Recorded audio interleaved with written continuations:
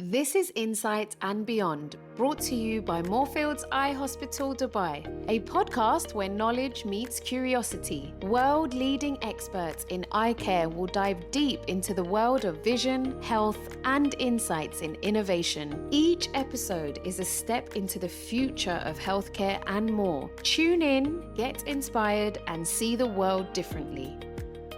Hello and welcome. Thank you for joining us today. My name is Katy. I'm the head of education at Moorfields Eye Hospital. Today I'm joined by Dr. Imad Hakim. He's one of our consultant ophthalmologists specialising in cataract and refractive surgery. Hi. Hi, Katy. So, some questions about cataract. Can you first of all explain what a cataract is and how it forms and develops over time? Certainly. Cataract is the clouding of the natural lens, which normally is clear and helps to focus the light onto the retina so we can have a clear image. So it's most commonly associated with aging, so the protein in the lens will break down and cause cloudiness in the lens. So there are other factors could accelerate the formation of cataract, like uncontrolled diabetes or prolonged using of corticosteroids or inflammation in the eye, injuries in the eye, which could, as I said, accelerate the formation of cataract. Mm-hmm. And what might a patient feel? What would they see when they're going through a cataract forming? Cataract is, as I said, a blurring of the vision which comes gradually. Mm-hmm. So patients, they do have gradual symptoms, like they describe it as like there's a foggy vision or like a film blocking their vision. They can read like less than before, and some of other patients, they do have like double vision, or they struggle at driving at night when they see some glare surrounding the lights. So it's different from patient to patient and depends on the stage of the cataract. I see. So you mentioned some of the exacerbating factors. What kind of group of people are most at risk then of getting cataracts? As we said, let's say by the age of 80, either half of the patient, they had already cataract surgery or they have cataract. So its most common cause is come with age. So as I said, but there are other factors could accelerate this, like excessive smoking or consumption of alcohol. As I said, diabetes is one of the common causes, or exposed to the UV light without wearing sunglasses outside. These are risk factors could add more, let's say, causes to the formation of the cataract. So I see. So you would definitely suggest to our listeners wearing sunglasses in this environment. Absolutely. Are there any other environmental things that we can do? Of course, like, as I said, like quitting smoking, alcohol we mentioned before, and even having low diet nutrition, which includes the vitamin C and E. So these are also like factors added to the formation of the cataract. Interesting. So if somebody's worried that they may have a cataract, what would the diagnostic process look like? We should have, of course, like a comprehensive assessment, which starts with the visual acuity, what we do here in our hospital, a slit lamp examination, which means we need to examine the eye because you cannot see it from distance. You need to have it examined on the slit lamp. We need to start with the visual acuity and dilate the pupil, of course, to check the lens. And even to rule out any other factors could cause like this blurriness of the vision, like the retina, macular degeneration, or glaucoma. So there are some other factors, so we need to examine the eye completely. Okay, so one of your patients has been determined to have a cataract. What's the next step? How do you treat that? So as I said, we need to have like full assessment, and we need to do some measurements and explain to the patient that the only way to treat cataract is by surgical removal of the lens and replacing the lens with an artificial lens, what we call intraocular lens. So we need to run some investigations, for example, to measure the lens to choose the exact power that we need to correct, beside other measurements like examining the retina, the eye pressure. So there are multiple examinations we need to run before we proceed with the surgery. Okay. And then, so once they've had the surgery, is it a long process of recovery, or do they recover quite quickly? The process is very quick. The cataract surgery takes normally 15 to 20 minutes, and the patient can go back home. I remember when I was a resident, the patient, they had to spend like a week in the hospital or 2-3 days. Nowadays, it's a day surgery, so they come to the hospital, they have the surgery done, they take the medications, and they can go back home. Of course, they need to follow the instruction which we will provide the patient after the surgery. And cataract surgery is one of the most prevalent surgeries in the world, is that correct? It's like the most, let's say, common surgery and safest surgery. Okay, that sounds great.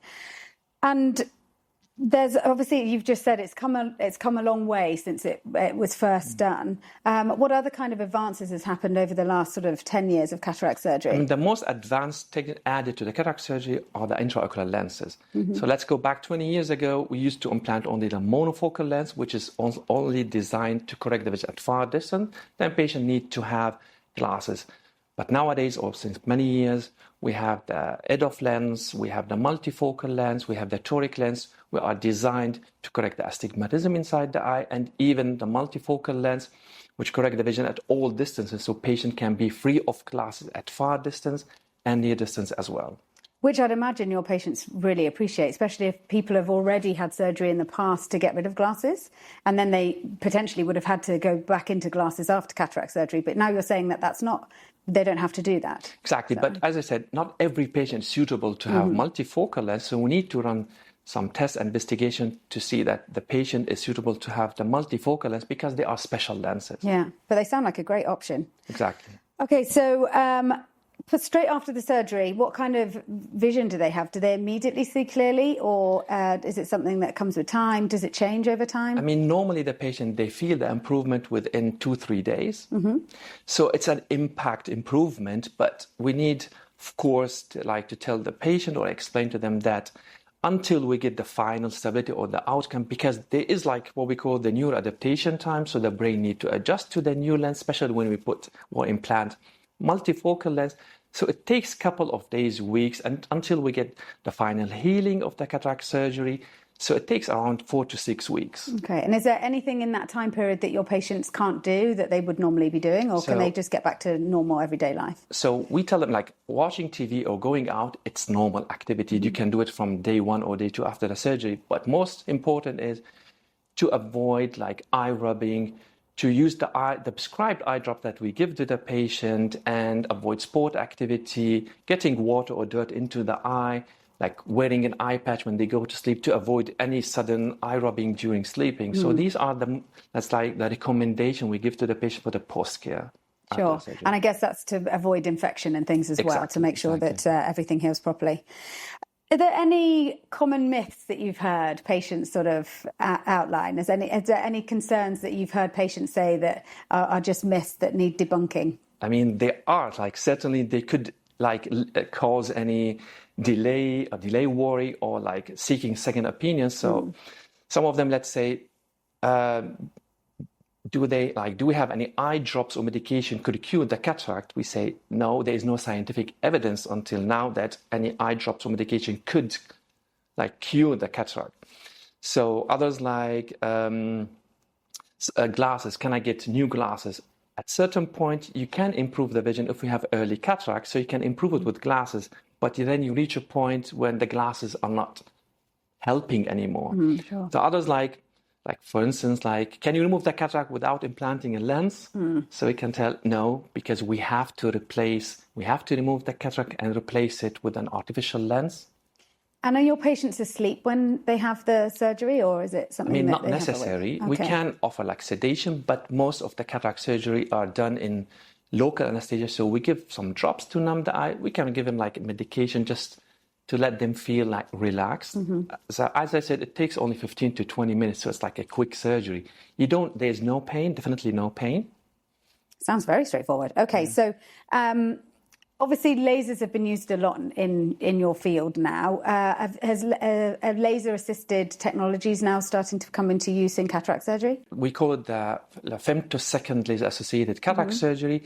But we need to make it clear that the laser does not finish the whole surgery. So you only can use it to create the incision, to cut the lens, but removal of the lens and implantation of the lens, we have to use the standard technique.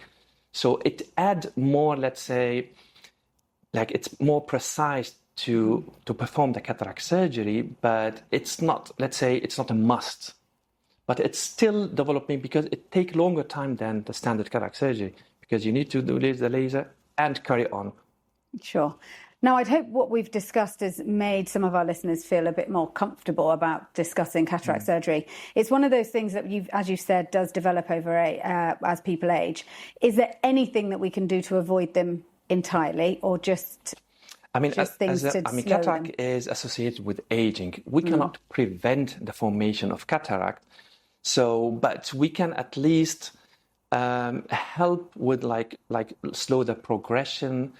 As I said, as I recommend good nutrition, quitting smoking, and of course using sunglasses outside with UV light protection, and taking care of the underlying conditions like diabetes. So diabetes is one of the most common causes that can accelerate the cataract surgery. So getting diabetes under control, and of course having like a regular checkup. So we recommend after the age of 50 to have a comprehensive eye assessment, checking the retina, checking the lens and the eye pressure. So at least we can detect any issue with the eyes early, so we can manage it. And are cataracts easier to manage if they are managed earlier, if they're picked up quickly? I mean, there's ones like, let's say people, they say, let's wait until the cataract is mature. So this is outdated. So it depends really on, so it's not we need to operate the cataract because patient has cataract. So we need to assess how the cataract is affecting the lifestyle of the patient. So we could have advanced cataract and patient, they don't have like major complaints. And we do have like mild cataract and patient, they do have different symptoms like glare while driving at night or reading. So we need to discuss it with the patient and how the cataract is affecting the patient. Sure. But definitely we do not recommend to wait that long. And I would assume then that if they have different jobs or they're in different, if they are still working, if they're an artist or a pilot, it would have a more significant effect. So you may be doing those cataract surgeries earlier. Definitely, because if, as I said, it's affecting the quality of life. So we need to operate it earlier than usual. So young people, they do have, like, let's say, they can detect it earlier. But elderly people, where they quit driving, so they are less affected by the cataract than younger group. That's really interesting. So it really is done on a case-by-case basis with all the information that you get from them. So just to wrap up then, thinking of any advice that you might have for our listeners regarding cataracts or for either themselves or their loved ones? I would recommend that people keep proactive with their eye health and do regular checkup. As I said, like after the age of 50, to have like a yearly checkup, just to check the health of the eye and have like conversation with their consultant, and even encourage their beloved if they have any symptoms. So they encourage them to go and see a doctor, because we are here to explain to the patient and take the fear away. Yeah, sure. And then I guess if they're under the age of 50, they should still see you, but just not as regularly. Exactly. Yeah. Because as you said, there were some other conditions that do affect it. So if they have, like, patient, for instance, they have diabetes, so we encourage, regardless of the age, to have like annual checkup to check the health of the eye, including the retina and the lens. Yeah. So it's all about early recognition and not fearing the surgery. Thank you so much. Thank you. So interesting.